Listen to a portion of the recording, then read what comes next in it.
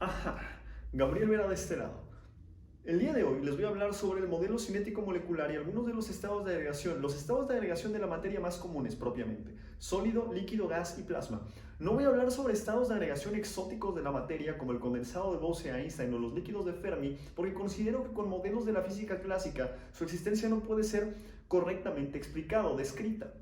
Si están interesados en saber más sobre este tipo de sistemas, me gustaría que dejaran algunos comentarios en la caja de comentarios y les prometo ponerme a trabajar en breve sobre esos estados de agregación de la materia. Sin más preámbulos, este modelo cinético molecular comenzó gracias a las observaciones de grandes científicos como Ludwig Boltzmann o James Clerk Maxwell, a partir de los cuales se propone que la materia está compuesta por pequeños corpúsculos indivisibles que interactúan entre ellos y con sus alrededores, y dependiendo de la magnitud de la fuerza de interacción, ya sea atractiva o repulsiva entre ellos y con sus alrededores, serán entonces que se puedan explicar las propiedades de los distintos estados de agregación de la materia. ¿Ok? Al día de hoy nosotros sabemos que estos corpúsculos son átomos o moléculas que componen a los distintos sistemas ordenados o desordenados que conocemos, ¿ok? Pero remontémonos a ese momento, así que no pensemos tanto en átomos y moléculas, pensemos solo en partículas esféricas que componen a todo. Bueno, sus fuerzas de cohesión, es decir, las fuerzas con las que interactúan entre ellos, definen la gran parte de las propiedades y de estos distintos estados de agregación. Es decir, para el caso del estado sólido, se considera que las fuerzas de cohesión entre estas partículas que componen a este agregado son predominantemente superiores a las fuerzas de repulsión. Eso quiere decir que, si bien nosotros sabemos que existen tres maneras de movernos: trasladarnos, rotar o vibrar, ¿ok? Los movimientos permitidos, propiamente permitidos, dada la naturaleza cohesiva que tienen las partículas que forman a un sólido, serán meramente la vibración, y es probable que la rotación, aunque desde mi punto de vista estará un poco impedida, porque, bueno, al día de hoy nosotros sabemos que si bien los enlaces son direccionales, difícilmente van a querer rotar los átomos o las moléculas que los compongan, porque eso implicará un rearreglo geométrico y energético demasiado grande como para que sea posible. Entonces, quedémonos con el hecho de que las moléculas o estas partículas que forman a la materia sólida solo pueden vibrar, ¿ok? Porque sus fuerzas de cohesión con ellas entre ellas son muy grandes. Esto le confiere al estado sólido varias propiedades, por ejemplo, volumen y forma definidas, como por ejemplo este marcador para el pizarrón, como el pizarrón o como su servidor, pues los dientes, por ejemplo, ¿ok? Mantienen su forma, ¿ok? Y tienen un volumen perfectamente definido. Es decir, si yo los golpeo, difícilmente los voy a poder deformar. Probablemente se deformen, pero también es probable que se rompan y mantengan otras distintas estructuras, ¿ok? Dadas las fuerzas de cohesión y que el empaquetamiento entre estas partículas es elevado, la densidad de un sólido naturalmente se espera que sea alta, ¿ok? De manera general. Ahora, si nosotros comenzamos a aumentar la temperatura, lo que va a comenzar a ocurrir en este sistema es que estas moléculas o estas partículas propiamente, estas partículas indivisibles, van a comenzar a vibrar. Al final del día, al menos para los gases, la temperatura no es otra cosa más que una medida indirecta de la energía cinética promedio de los átomos o moléculas que compongan al sistema.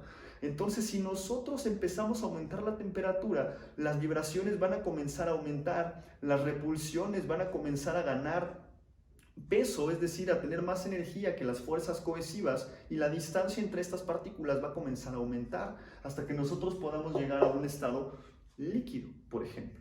En el estado líquido, dadas las fuerzas de cohesión que tienen las partículas que componen a este sistema, pues se espera que no tengan un volumen y una forma definida. Probablemente el volumen sí lo tengan definido, siempre que se mantenga la temperatura constante. Nótese que si nosotros aumentamos o disminuimos la temperatura, naturalmente las vibraciones y las repulsiones entre estas partículas van a aumentar, y con ello el líquido se va a dilatar o se va a contraer. Lo mismo le ocurrirá a un sólido, pero es probable que, dado su empaquetamiento, sea un fenómeno un poco menos, ¿cómo podré decirlo?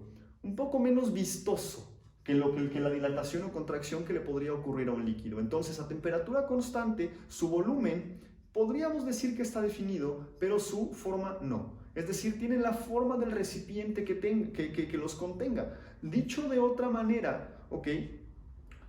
Debido a este tipo de interacciones, se espera que tengan propiedades distintas a las del sólido. Dado que su empaquetamiento es menor, se espera que tengan unas densidades menores a las de un sólido. ¿Ok? Ahora, ¿qué sucede si yo continúo aumentando la temperatura?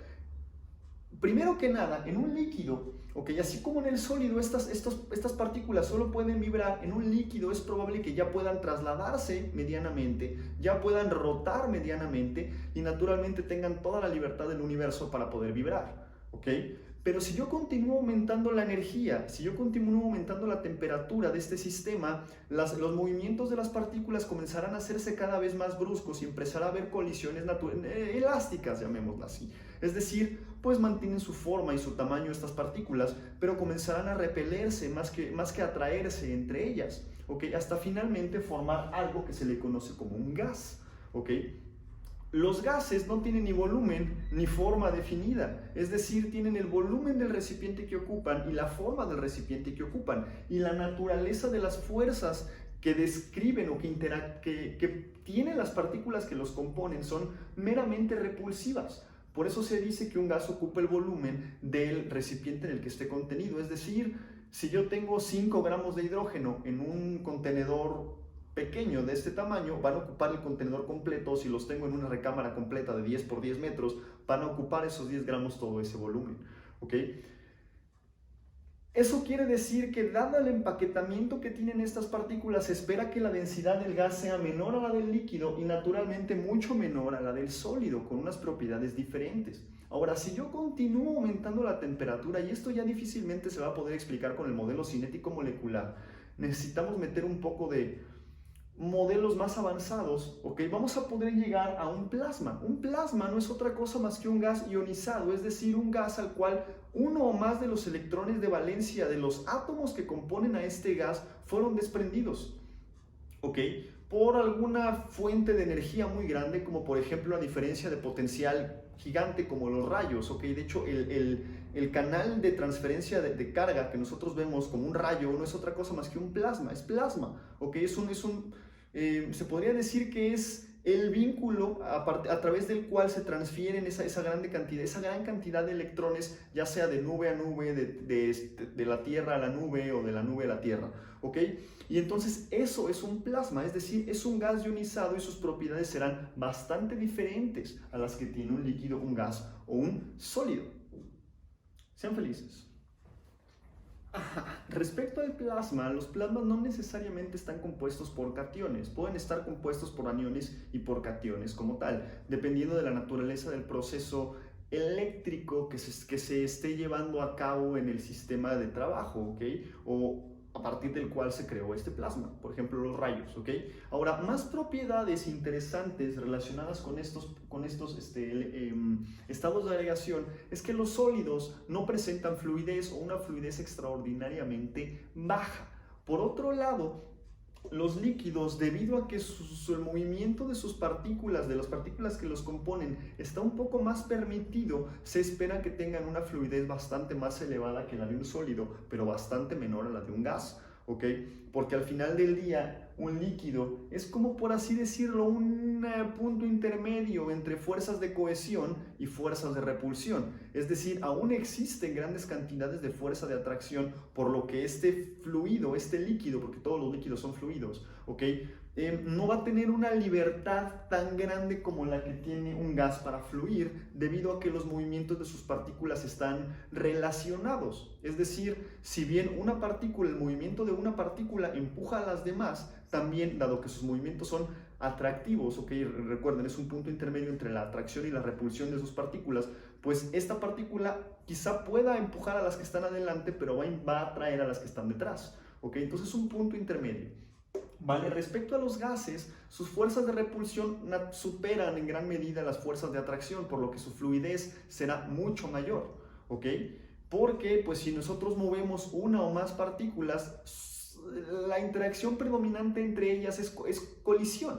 Van a colisionar por menos fenómenos estocásticos, ¿ok? Es aleatorio. Simplemente se atravesaron entre ellas, chocaron, y dado que sus fuerzas de atracción son muy bajas, la colisión es perfectamente elástica y cada quien sale Bueno, no necesariamente perfectamente elástica, ¿ok? Pero de una manera ideal será elástica, ¿ok? Cada quien saldrá despedida en una dirección distinta, ¿ok? Acuerdo a sus diferentes momentos lineales, ¿ok?